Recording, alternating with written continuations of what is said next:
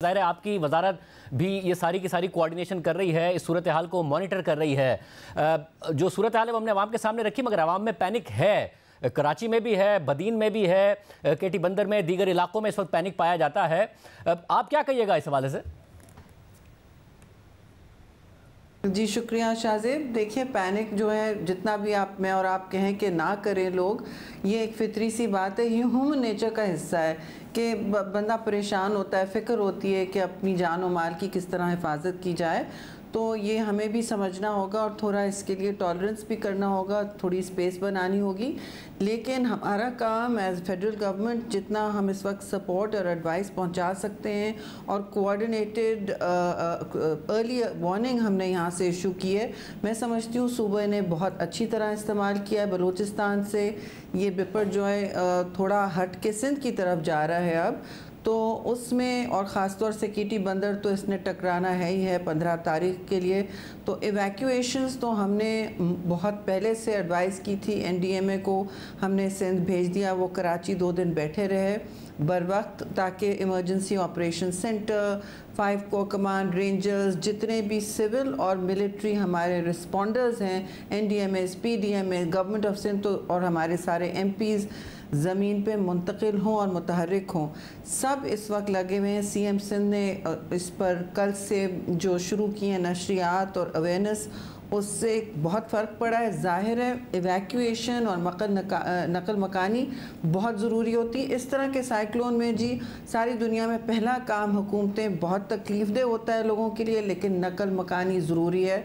मगर तो इतलात आ रही है शीर साहबा के कुछ लोग रेजिस्ट भी कर रहे हैं केटी बंदर में, वहाँ पर भी लोग आसानी से तैयार नहीं है नकल मकानी के लिए। तो क्योंकि अब ये करीब आ रहा है, 400 किलोमीटर से भी कम का फासला रह गया है, तो क्या क्या इकदाम किए जाएंगे? फिर ज़बरदस्ती की जाएगी उनसे कि नकल मकानी करें? जी बिल्कुल, जी करना पड़ेगा जी। कुछ काम हुकूमत के होते हैं और इसमें ज़ोर जबर नहीं अच्छा लगता, लेकिन बाद में जब अफसोस से बेहतर ये बात है कि हम मैयतें उठाएं, बेहतर ये है कि हम जानें बचाएं, और लोगों को किसी ना किसी तरह वहाँ से मुंतकिल करना पड़ेगा। There is no option.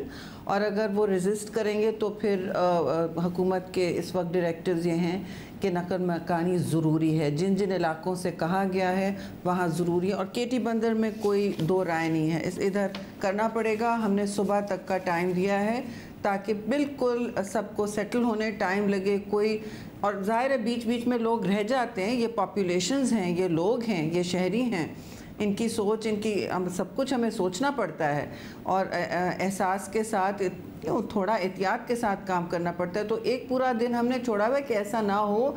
Unpredictable है जी, कहीं भी ये मानसून तेज़ हो सकता है, ये सिस्टम साइकिल तेज़ हो सकता है या चेंज कर सकता है। तो हम टाइम भी नहीं छोड़े इस रिस्क का, और अर्ली वार्निंग से बहुत फ़ायदा होता है जी हर जगह। तो ऐसी सूरत में शिरमा साहब के जो वर्स्ट केस सिनेरियो हो, बदीन और जो वर्स्ट केस सिनेरियो मुमकिन तौर पर खुदा ना खास्ता हो सकता है, उसकी भी तैयारी की गई है कि अगर रुख ये बदलता है, चाहे हवाओं की सूरत में या फिर शदीद बारिश की सूरत में या फिर लहरों की जो है वो बुलंद होने की सूरत में, जो भी हो उसकी वर्स्ट केस सिनेरियो की तैयारी की जा रही है?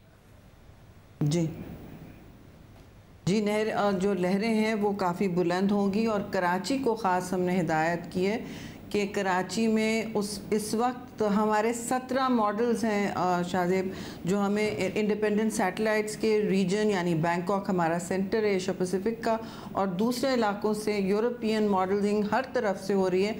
हमें इमदाद 17 स्टेशंस सुपार्को के अलावा, बिल्कुल 16 सुपार्को के अलावा मुहैया की जा रही हैं। उनसे मॉडलिंग बनाते हैं, कंसल्ट करके कि किस तरह जा रहा है, किस तरफ जा रहा है। तो अभी ये है, ये अच्छी बात है कि जी कराची को डायरेक्ट ये लैंडफॉल नहीं कर रहा, जो पहले पेशन गोई थी। शायद ये हो सकता है, पहले तो मकरान कोस्ट पूरा था, अब बलूचिस्तान से ये हट गया है, और रात भर हम इसकी मॉनिटरिंग करेंगे।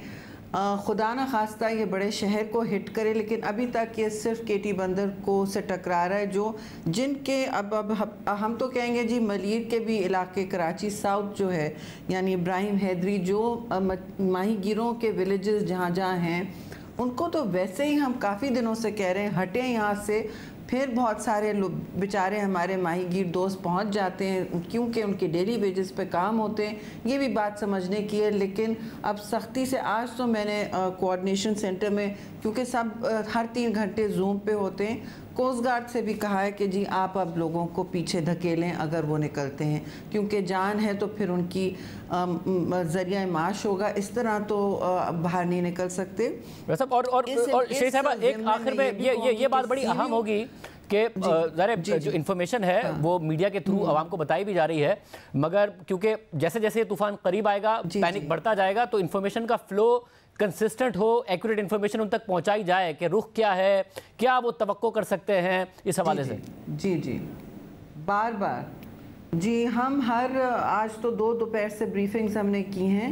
पीएम ने भी इसका फिर जायज़ा पूरा लिया है जूम पे, सिंध से लेके बलूचिस्तान, यहाँ सारे पावर मिनिस्टर को भी कहा है कि आप अपना अमले जिस तरह फ्लड में मुंतकिल किए थे कराची मुंतकिल कर दें, ताकि सिंध में पावर आउटेजेस कम हों और वो मैनेज करें वहाँ पे फ़्लो ऑफ एनर्जी ट्रांसमिशन। ये ज़रूरी है, ये सब किया। और ज़ाहिर हेल्थ मिनिस्ट्री को भी डायरेक्शन दे दी है, सारी मुतल्लिका मिनिस्ट्रीज़ इस वक्त जो करना है।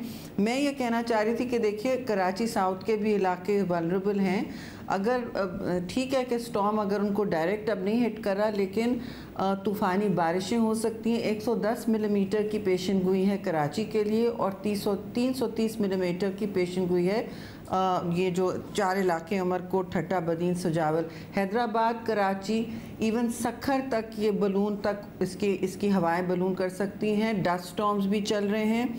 तो इस हवाले से कल भी हम अराउंड 11-12 बजे प्रेस के ज़रिए एक नई एडवाइजरी इशू करेंगे। देखिए सी पे नेवी ने तो अपने एसेट्स मुंतकिल किए हैं फॉर सेफ्टी, बाकी सब ने अपने अपने एसेट्स ऐसे जगहों से हटाए, लेकिन अवाम को की तहफ़्फ़ुज़ करना हमारी अव्वलीन और पहली तरजीह है। इसीलिए हम मुस्तकिल मीडिया के ज़रिए अलर्ट जारी कर रहे हैं और लोगों से इस्तदा भी कर रहे हैं, ख़ास तौर से जो कमज़ोर मकानियत में रह रहे हैं, कच्चे कमज़ोर।